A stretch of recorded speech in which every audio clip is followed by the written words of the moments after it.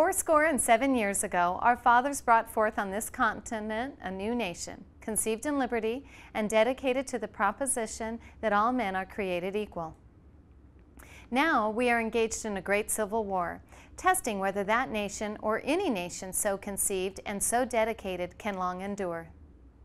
We are met on a great battlefield of that war. We have come to dedicate a portion of that field as a final resting place for those who here gave their lives that nation might live. It is altogether fitting and proper that we should do this. But in a larger sense, we cannot dedicate, we cannot consecrate, we cannot hallow this ground. The brave men, living and dead, who struggled here, have consecrated it, far above our poor power to add or detract.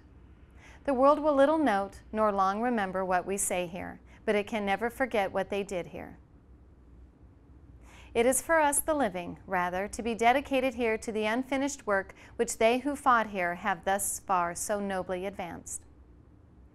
It is rather for us to be here, dedicated to the great task remaining before us, that from these honored dead we take increased devotion to that cause for which they here gave the last full measure of devotion. That we here highly resolve that these dead shall not have died in vain, that this nation, under God, shall have a new birth of freedom, and that government of the people, by the people, for the people, shall not perish from the earth.